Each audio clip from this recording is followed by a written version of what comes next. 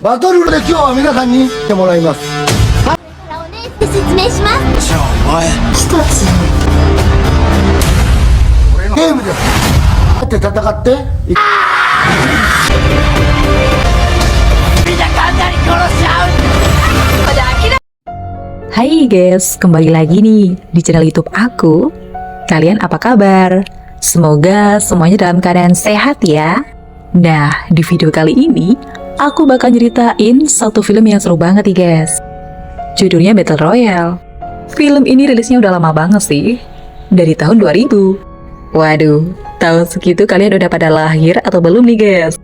Siapa nih yang suka main PUBG atau FF?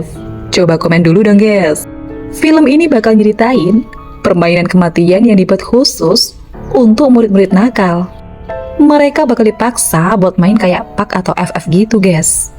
Tapi di dunia nyata. Ngeri banget guys. Karena bakal cuma ada satu pemenang yang bisa tetap hidup. Oke deh, gak usah lama-lama lagi. Aku bakal langsung nyeritain film ini ke kalian. Tapi seperti biasa, bantu aku dulu dengan like video ini. Pastikan kalian udah subscribe. Terus nyalakan juga lonceng notifikasinya, biar aku makin semangat bikin video lainnya buat kalian. Jadi ceritanya nih guys, ada sekumpulan murid SMP yang mau pergi karya wisata. Anehnya di jalanan, ada banyak mobil tentara. Sampai tiba-tiba pas mereka masuk terowongan, semua orang mendadak pingsan. Jadi mereka kayak dikasih gas obat bius gitu, biar pada tidur. Dan pas ada yang kebangun nih, langsung dibikin gak sadarkan diri lagi dong. Bangun-bangun mereka semua udah ada di sebuah tempat yang gak tahu nih ada di mana. Udah gitu, masing-masing murid udah dipakein kayak kalung gitu di leher. Gak bisa dilepas. Awalnya para murid ini panik dan bingung. Sebenarnya ini ada apaan sih? Sampai tiba-tiba guru mereka muncul dan ngejelasin. Parah banget nih. Jadi murid-murid ini katanya kepilih buat jadi peserta Battle Royale gitu. Permainan kematian buat murid-murid yang nakal. Katanya mereka harus saling bunuh-bunuhan gitu guys. Sampai nantinya cuma tersisa satu orang pemenang doang, kayak game 4 atau FF gitu. Tapi ini di dunia nyata. Dan mereka ini sekarang lagi ada di pulau terpencil yang gak ada penghuninya. Pas lagi dijelasin, malah ada satu murid yang berisik nih. Dan ternyata ini benar-benar serius. Murid itu langsung dihabisin guys. Semua murid yang ada di situ langsung panik dong. Situasinya benar-benar kacau.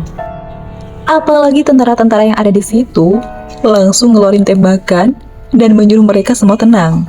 Setelahnya, aturan permainannya lagi dijelasin. Jadi selain mereka semua harus saling bunuh-bunuhan, katanya setiap jam 6 dan jam 12, murid-murid ini juga harus fokus dengan pengumuman. Karena bakal diumumin red zone atau area yang harus dihindari. Kalau nanti sampai batas waktu mereka masih ada di area itu, kalung yang mereka pakai bakal langsung meledak. Lagi dijelasin gini, ada lagi dong. Satu murid cowok yang ribut pengen pergi dari situ. Si Pak Guru langsung praktek dong, dinyalain tuh remote-nya. Dan kalung cowok itu langsung meledak guys. Jadi ini permainan benar-benar serius. Mereka harus ngelakuin Battle Royale ini sampai cuma tersisa satu pemenang. Dan gak bisa diem aja ya. Karena kalau dalam 3 hari gak tersisa satu orang, sama aja guys, mereka semua bakal dibikin meledak. Nah, para murid ini dikasih waktu untuk berpencar dulu. Mereka juga dibekali tas perlengkapan yang isinya ada roti, minuman, kompas, peta, senter, sama ada satu alat pelindungan. Tapi di situ tiap murid dapatnya random. Kalau beruntung sih, bisa dapat tembakan. Ya udah nih, totalnya masih ada 40 murid yang harus saling serang. Permainannya dimulai guys. Cowok yang namanya Suya ini baru juga keluar. Dia di depannya udah ada murid cewek yang tewas dipanah dong. Jadi murid-murid di situ udah mulai saling serang. Suya ngeliat sahabatnya cewek yang namanya Noriko. Mereka langsung lari kabur. Setelah agak jauh, 2 orang ini berhasil nemuin tempat yang aman. Mereka ngecek tas perlengkapannya. Suya dapat tutup panci. Dan Noriko cuma dapat teropong. Ya kagak guna lah. Selama permainan, semua murid dipantau lewat komputer. Jadi kalau ada yang berani macam-macam, bakal langsung ketahuan. Di sisi lain, ada 5 murid yang ceritanya mau sok jagoan. Mereka udah ngepung satu murid yang namanya Kiriyama. Si Kiriyama malah cuma punya kipas kertas doang, guys. Gak guna juga. Tapi ternyata Kiriyama ngerebut tembakan dan ngalahin 5 orang itu. Habis itu, semua senjatanya bisa diambil. Ada tembakan, ada juga granat.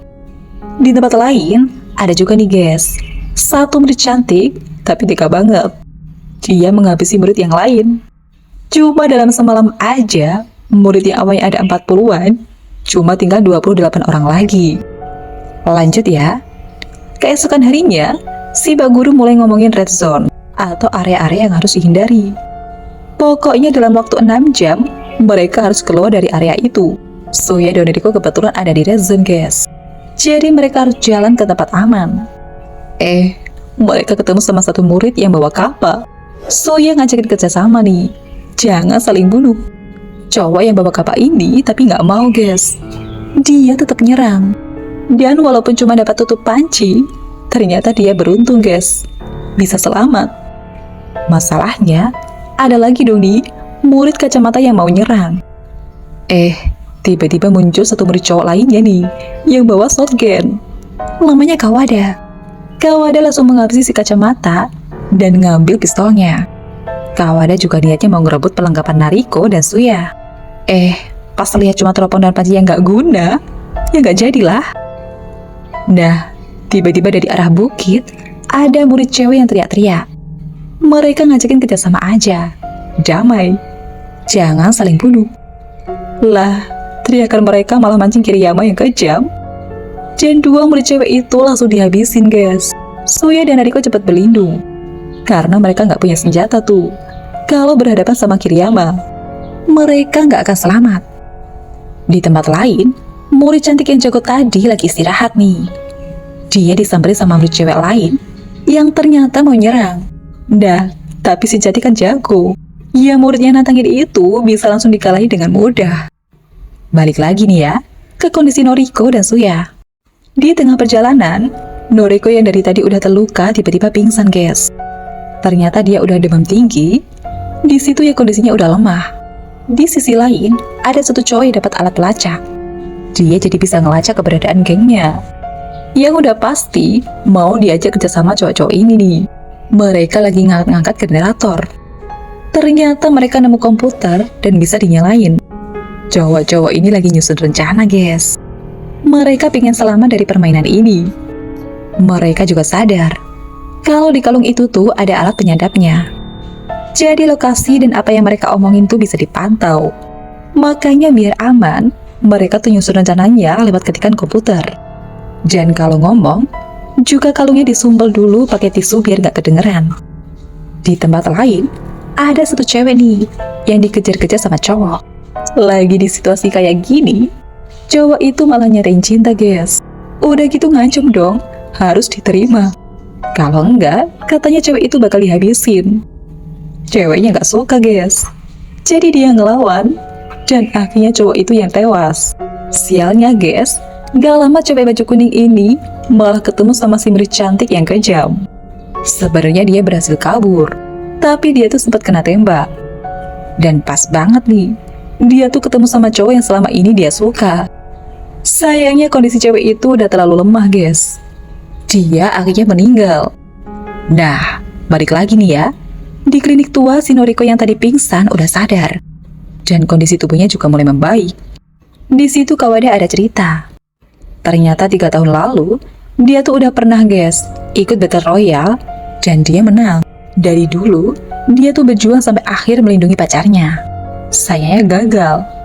Karena yang bisa lolos dari permainan itu, cuma 1 orang aja. Kawada berhasil menang. Sianya Kawada malah dikirim ke pulau itu lagi. Kawada juga bilang, sebenarnya dia tuh tahu jalan keluar dari permainan ini. Nah, tapi nanti Suya dan Noriko bakal dikasih tahu. Lagi cerita gini, di luar ternyata ada Kiriyama dong. Kali ini ternyata dia ngincer murid yang punya rompi anti peluru, guys. Setelah berhasil direbut, Kiriyama tuh ngedengar bunyi barang jatuh. Jadi ketahuan kan, kalau Kawada, Noriko, dan Suya lagi sembunyi. mereka dilemparin bom, guys. Ya karena Kiriyama ini barbar banget kan. Suya akhirnya nekat ngalihin perhatian supaya dua temannya ini bisa kabur. Sayangnya, kekuatan mereka nggak seimbang, guys. Suya kalah dan jatuh ke laut. Balik lagi nih, ke geng cowok-cowok. Mereka ternyata punya rencana mau ngebom markas tentara. Mereka udah berhasil ngumpulin bahan-bahannya. Tinggal dirakit aja nih. Kalau berhasil, mereka semua bisa kabur dari pulau itu. Lanjut ya. Keesokan harinya, ternyata Suya diselamatin, guys. Luka-lukanya juga udah diobatin. Di situ Suya nggak tahu rencana Kawada yang ngacing cewek ini kerjasama biar sama-sama selamat. Nah, tapi ternyata di tempat itu ada cewek-cewek lain juga nih. Salah satu dari mereka ternyata pacarnya si cowok yang waktu itu bawa kapak. Dan dikalahin sama Suya. Cewek itu jadi mau balas dendam, guys. Dan naruh racun di makanan buat Suya. Sialnya, malah dimakan sama cewek yang pakai jaket ini. Dan jadinya ya dia yang keracunan. Seketika situasi jadi kacau. Cewek-cewek ini jadi saling curiga. Dan akhirnya malah jadi saling serang dong. Suya masuk ke ruangan itu, tapi udah telat, guys. Dan cewek-cewek itu semuanya mati konyol. Sekarang murid yang tersisa tinggal 10 orang doang, guys. Noriko yang masih sama Kawada kepikiran Suya terus nih. Dia yakin Suya masih selamat. Dan akhirnya dia pergi nyari nih. Sementara Suya yang badannya penuh luka juga ternyata nyariin Noriko. Dan mungkin emang jodoh kali ya. Mereka berdua akhirnya ketemu lagi nih. Di tempat lain ada cowok yang bucin juga nih, guys. Dia udah jauh-jauh nyari dan berhasil nyusulin gebetannya. Pas ketemu, malah ditembak sama si cewek. Si cewek salah paham, guys. Dia kira cowok itu datang mau nyerang. Pas sekarat, si cowok masih sempet-sempetnya nyatain perasaannya. Dan ternyata mereka saling suka. Lagi sedih-sedih gini, cewek cantik muncul dong. Dan cewek itu dibikin meninggal juga, tepat di samping gebetannya tadi. Nah, gak lama si cewek cantik psikopat ini ketemu lawan yang seimbang, guys. Si Kiriyama yang kejam juga. Cewek cantik pura-pura meninggal. Dan pas lengah, dia nyerang Kiriyama. Kiriyama kan pakai rompi anti peluru. Dan ya udah deh, pertarungan sengit itu akhirnya dimenangin Kiriyama. Cewek cantik itu akhirnya tewas juga. Murid yang tersisa sekarang udah tinggal dikit banget. Dan balik lagi nih ya, ke geng cowok-cowok. Mereka tuh jago komputer. Dan mereka akhirnya berhasil nge-hack sistem di markas tentara. Dan bom yang mereka tadi siapin juga udah tinggal dibawa ke markas itu buat diledakin. Pas mau berangkat, zong banget, guys. Mereka malah ketemu sama si Kiriyama psikopat. Kiriyama langsung nembak. Kena ketabung bom. Bomnya langsung jadi meledak di situ dong. Semuanya jadi tewas, guys. Kecuali Kiriyama. Ngedengar suara ledakan, Suya, Noriko, dan Kawada langsung ngecek. Mereka jadi ketemu sama Kiriyama lagi. Tapi sekarang kondisi Kiriyama ternyata buta, guys.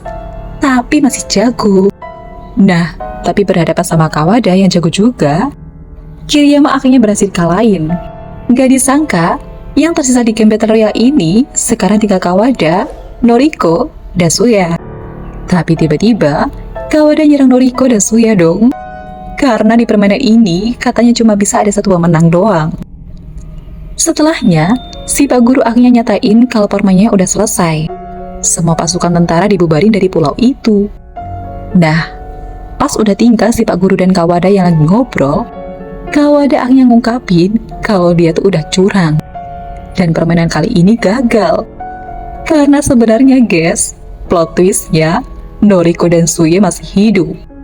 Tadi mereka cuma pura-pura. Si Pak Guru langsung mau nembak mereka. Tapi yang dia pegang itu pistol mainan. Pistol air. Dan dia akhirnya diserang balik nih sama 3 murid yang tersisa ini. Setelah perjuangan yang benar-benar sulit, 3 orang ini akhirnya berhasil keluar dari pulau itu, guys. Tapi sayangnya di tengah perjalanan, kondisi Kawada yang memang penuh luka semakin memburuk. Di situ tapi Kawada tersenyum, guys. Karena di permainan pertama, dia gagal melindungi pacarnya. Kali ini dia lega karena berhasil melindungi orang lain dengan baik. Walau pada akhirnya, ya dia yang meninggal. Tapi pas balik ke kota, ternyata Noriko dan Suya yang lolos ketahuan guys. Mereka difitnah jadi pelaku pembunuhan massal kelas itu. Dan mereka jadi buronan entah sampai kapan. Mereka harus sembunyi terus. Yang jelas walau sulit, Noriko dan Suya nggak takut lagi. Mereka bakal ngadepin semuanya bareng-bareng. Ya, itu tadi ceritanya. Gimana guys? Kalian tertarik gak nih? Mau main FF di dunia nyata? Kalau aku enggak ya. Nah, berikutnya kalian mau aku ceritain film apa lagi nih? Film zombie? Horor? Atau fantasi? Coba tulis di komen ya. Kalau kalian suka nih sama video ini, bantu aku dengan like, comment, share, dan nyalakan lonceng notifikasinya biar kalian gak ketinggalan video terbaru dari aku. Sampai jumpa di video selanjutnya. Bye-bye.